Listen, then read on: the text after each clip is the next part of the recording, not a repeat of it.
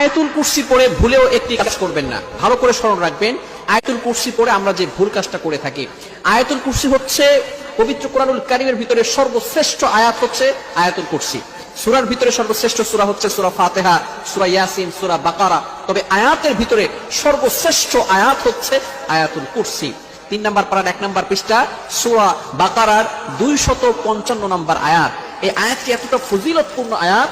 আল্লাহু লা ইলাহা ইল্লাহু আল হাইয়ুল কাইয়্যুম। এই আয়াতের ভিতরে আল্লাহ তাআলার দুইটি চমৎকার নাম আছে।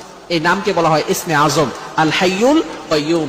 আল হাইয়ুল কাইয়্যুম যদি কারো দোয়া কবুল না হয়, আপনি যদি ইয়া হাইয়ু ইয়া কাইয়্যুম আল্লাহ তাআলার এই দুইটি নাম চমৎকার ইসমে আজম দুইটি নাম পড়ে 3 বার পড়ে যদি আপনি দোয়া করেন, আল্লাহ তাআলা আপনার দোয়া কবুল করে নেবেন। যেহেতু এই আয়াতের ভিতরে আল্লাহ তাআলার দুইটি ইসমে আজম নাম রয়েছে, এই নামের কারণে আল্লাহ পাক রব্বুল আলামিন এই আয়াতের মর্যাদা আরো বাড়িয়ে দিয়েছেন।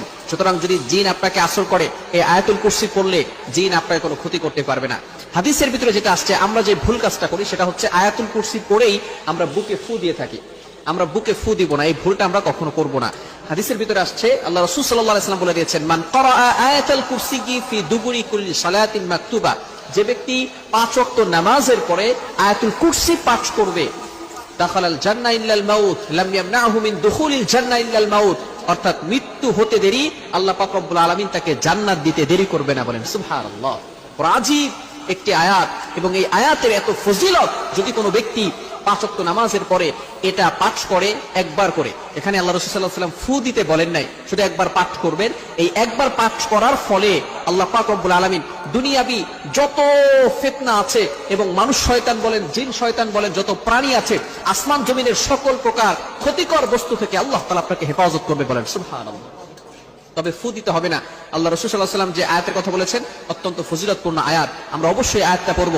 এই আয়াতটা যদি আমরা 5 ওয়াক্ত নামাজের পরে পড়তে পারি, তাহলে আল্লাহ পাক রব্বুল আলামিন কিয়ামতের ময়দানে বলবেন, উইল গো টু প্যারাডাইস, তুমি জান্নাতে চলে যাও, will not go to hell fire, আল্লাহ পাক রব্বুল আলামিন আপনাকে জাহান্নাম দিবেন না। এজন্য আমরা অবশ্যই এই আয়াতুল কুরসির আমলটা করব, এই ভুল কাজটি করব না। ভালো করে মনে রাখবেন, আল্লাহ পাক রব্বুল আলামিন আমাদেরকে যে বিধানগুলো দিয়েছেন অবশ্যই আমরা কোরআন অনুযায়ী এবং রাসূলের সুন্নাহ অনুযায়ী আমল করার চেষ্টা করব। নিজের থেকে বানিয়ে কোনো আমল করার চেষ্টা করব না। আল্লাহ রাসূল সাল্লাল্লাহু আলাইহি ওয়াসাল্লাম আমাদেরকে যেভাবে বলেছেন আমরা ঠিক সেভাবেই করব, এবং সব সময় স্মরণ রাখবো কখনো আমরা রাসূল সাল্লাল্লাহু আলাইহি ওয়াসাল্লামের সুন্নাহ বিরোধী কোনো কাজ আমরা করব না। সবসময় আমাদেরকে স্মরণ রাখতে হবে, যদি আমরা আমল করে জান্নাতে যেতে চাই, তাহলে রাসূল সাল্লাল্লাহু আলাইহি ওয়াসাল্লাম যেভাবে আমল করেছেন ওইভাবে আমল করেই কিন্তু আমরা জান্নাতে যেতে পারবো। এবং আয়াতুল কুরসির ভিতরে অনেক ফজিলত রয়েছে। আমরা 5 ওয়াক্ত নামাজের পরে আয়াতুল কুরসি পাঠ করব। আল্লাহ তাআলা আমাদের সকলকে এই আয়াতুল কুরসির ফজিলত জেনে আমল করার তৌফিক দান করেন। সকলে বলেন আমিন।